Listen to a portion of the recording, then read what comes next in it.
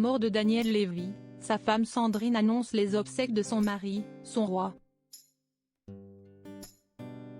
Après avoir lutté plusieurs années contre un cancer du côlon, Daniel Lévy s'est éteint samedi 6 août 2022 à l'âge de 60 ans. Sa femme Sandrine a trouvé le courage de publier un message sur Instagram pour annoncer ses obsèques.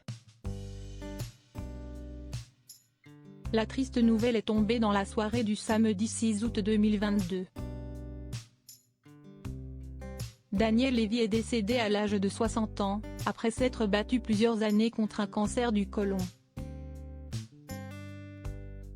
Alors que la mort du chanteur connu pour avoir interprété Moïse dans la comédie musicale Les 10 Commandements a d'abord été annoncée par le média i24 News, Sandrine Lévy, la veuve de Daniel Lévy, s'est exprimée quelques heures plus tard sur Instagram pour confirmer la triste nouvelle mais aussi annoncer ses obsèques. Il y a quelques jours, cette dernière avait fait savoir que l'état de santé de son mari s'était dégradé et en avait appelé au soutien des internautes.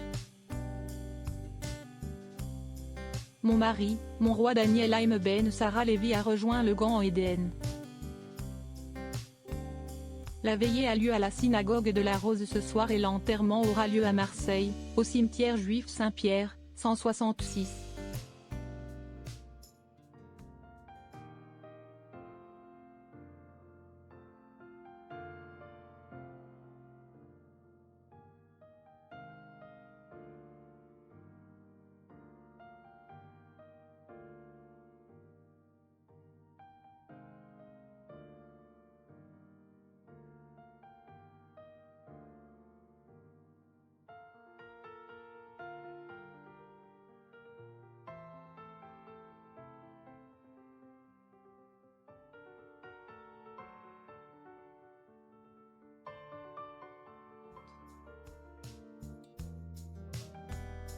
Retour sur sa carrière. Benjamin d'une famille de 7 enfants, Daniel Lévy a passé son enfance à Lyon et étudié le piano pendant une dizaine d'années. Il débute sa carrière au début des années 1980 avec un premier album, Cocktail, qui ne connaît pas le succès escompté. Après plusieurs collaborations prestigieuses, comme celle avec Gloria Gaynor, qu'il engage en première partie de sa tournée européenne, ou Michel Legrand, qui lui propose d'enregistrer des chansons de la bande originale du film Parking de Jacques Demy, 1985. Daniel Lévy participe à sa première comédie musicale en 1991. Il interprète les rôles de Frédéric Chopin et d'Alfred de Musset dans le spectacle Sand et les Romantiques, écrit par Catherine Lara et Luc Plamondon. En 1993, il enregistre Ce rêve bleu, la chanson du dessin animé Aladdin de Disney. Ce duo avec la chanteuse Karine Costa, qui le fait davantage connaître, marquera une génération.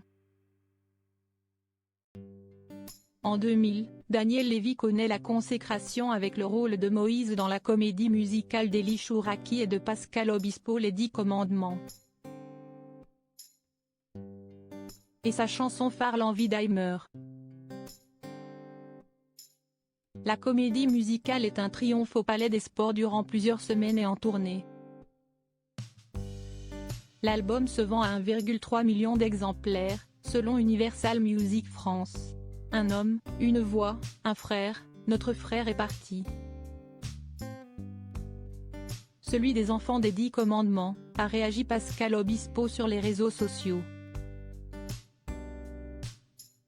Après l'arrêt des 10 commandements, Daniel Lévy reprend sa carrière solo et ses compositions teintées de jazz, soul music, et de variété française.